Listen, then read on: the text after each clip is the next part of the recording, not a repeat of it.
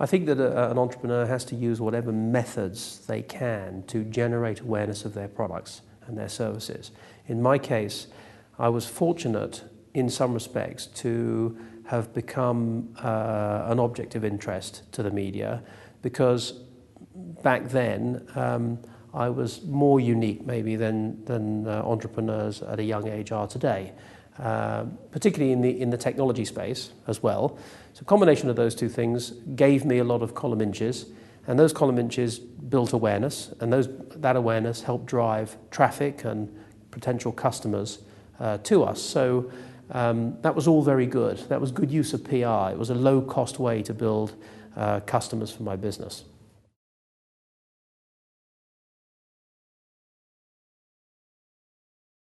Pierre Omidyar, the founder of eBay, worked for me in California in the 90s, and he was a few steps below me, so I didn't get the pitch from him. I got it secondhand from his manager, a lady called Libby Trudell, and you know, it sounded interesting, but at the time, putting $1 million into what was described as a flea market on the internet didn't seem like a good use of our limited resources.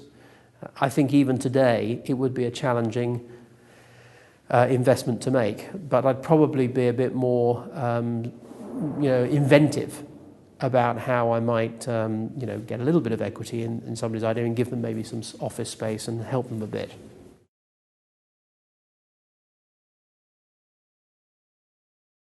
I'm not sure floating your business is necessarily the best route today for an exit. There are a number of ways that a business can capitalize on its growth and its potential, and floating the business on the public markets is one of those.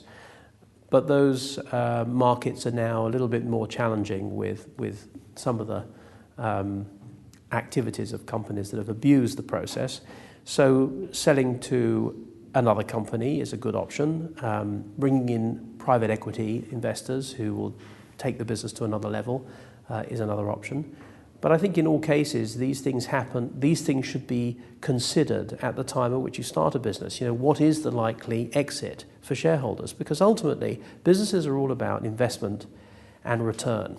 And investment return should be part of the process in considering a business at startup. So when an entrepreneur sits down and says, I think this is a great idea, there has to be an end game. And an end game is that the business will grow and develop and create profits, and that's the end game, to run a profitable business for my family and so on, and for generations. That's an end game. Others may be, if I'm bringing investors in, I have to give them an exit.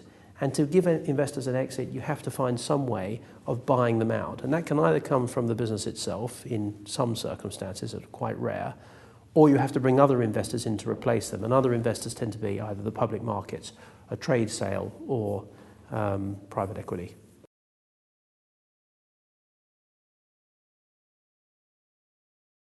No, I had absolutely no idea what I was getting into when I became the CEO of a public company, for two reasons. The first was that I was, at the time, the youngest CEO of a public company ever in the British stock market. So that caused a lot of, and I was 30 years old, so I wasn't exactly, a kid out of school.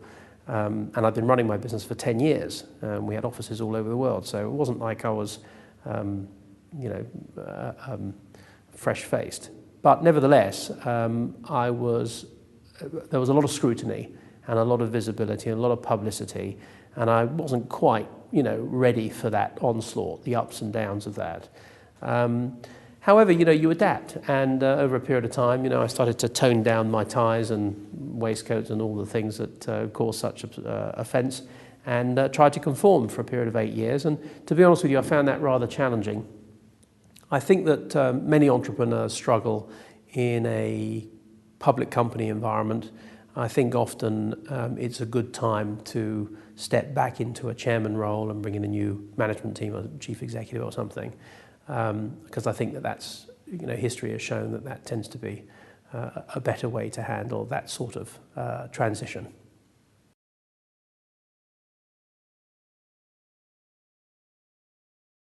I've done many acquisitions. both reverse acquisitions and regular acquisition. A reverse acquisition is when a smaller company buys a bigger company, that's all. And I did one of those. I bought Knight Ridder Information for $460 million in 1997. And I also made other acquisitions, like the acquisition of Boo.com, which was a small acquisition. It wasn't a reverse acquisition that I did in 2000 when they went bust and we bought their assets and their technology. Acquisitions can be very useful in building market share and a position in the market. They don't have to be big. You can acquire businesses for nothing and just take on the cost of the people or the resources, give those people a future. Or you can be buying a business that generates a lot of sales and profits and so on. And of course, you're going to have to pay a proper price for that. But acquisitions should be used strategically to enhance your position in the market. And so even if you are a hairdresser in Fulham and there's another hairdresser over the road, you could acquire them and absorb their staff as a strategic acquisition to increase your ability to service that market. So, it doesn't have to be, big picture.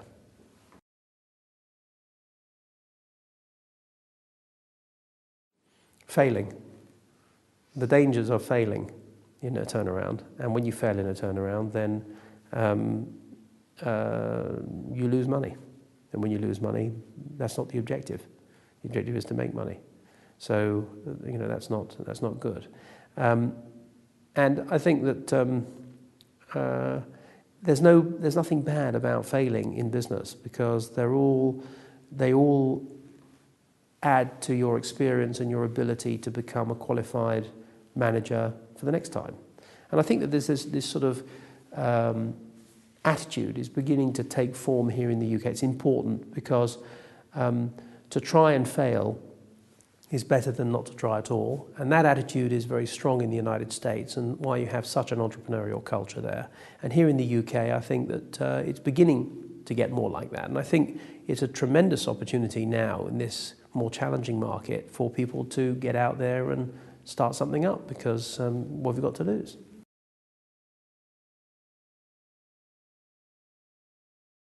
As much as you can. Due diligence is the ability to understand what you're buying. And in the same way in which you would try to learn as much about a product that you're about to buy, especially an expensive one. If you're buying a car, you want to know everything about it so that you make the right decision.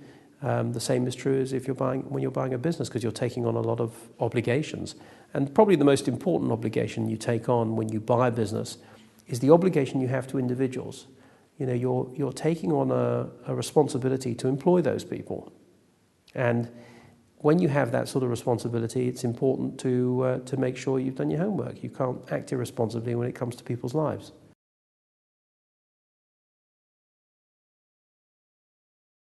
There's a number of things that will be required to get the UK to be competitive with the US in terms of its ability to grow businesses of size and so on. And the key factor here is not the talent, skill and ability of British entrepreneurs, which I think is there in abundance.